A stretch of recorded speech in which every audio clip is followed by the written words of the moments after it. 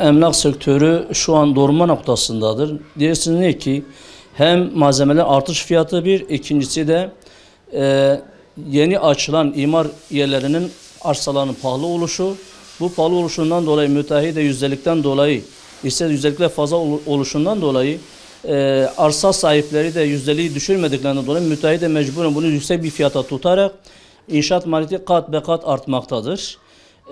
Yanlış bir imar planı var Batman'da bize göre. Diyorsunuz ki güzel tarım arazileri heba edilmektedir. Verimli araziler heba edilmektedir inşaat alanında.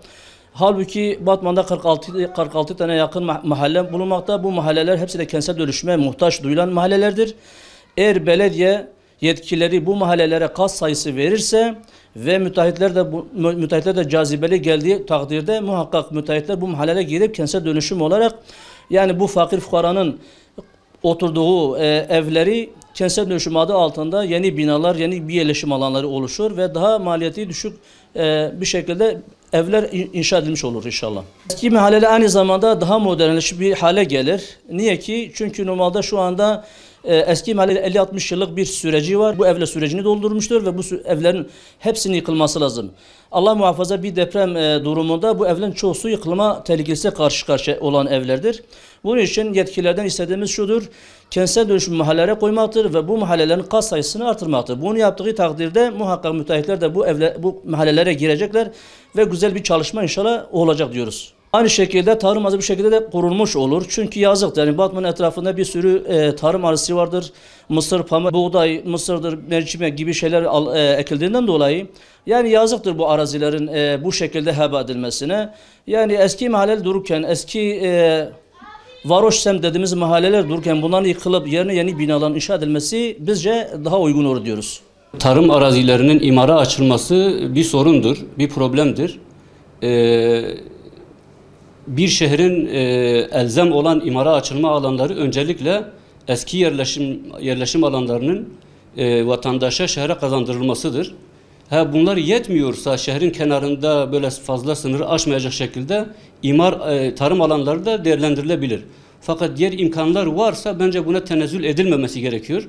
Öncelikle şehrin içindeki metruk kalmış eski mahallelerin yeni bir vizyonla şehre kazandırılması, insanlara sunulmasıdır. Batman'ın çok ciddi bir konut ihtiyacı var. Görüyoruz çünkü genç, dinamik bir nüfusumuz var. Bundan dolayı ciddi bir talep var, bir ihtiyaç var. Bunun öncelikli olan kısmı şehrimizin şu an neredeyse insanların oturmaktan sıkıldığı mahallelerin, örnek vermek gerekirse Şirin Evler, İpragaz, Yeni Mahalle, Karşıyaka, bunların TOKİ, belediye ve valiliğin el birliğiyle yeni bir yüzle, yeni bir vizyonla aynen Tilmeş'te olduğu gibi, Gültepe'de olduğu gibi insanların hizmetine sunulmasıdır. Her halükarda devletin bu işe el atması fiyatları ciddi düşürmese de ciddi anlamda bir frenleme görevi görecektir. Yani daha alınabilir bir düzeyde tutacaktır emlak gayrimenkul fiyatlarını. İhtiyacı olup da alamayanlara mutlaka bir fırsat oluşacak bu anlamda TOKİ'nin ve devletin işin içinde olması. Zaten belediyemiz şu an şehrin kenarlarını dört bir taraftan yeni imar alanlarını açmış. Bence bundan sonra bu şekilde bir vizyonla değil de şehrin içine yönelmek gerekiyor. Mevcut eski mahalleleri yenilemek, dönüştürmek gerekiyor.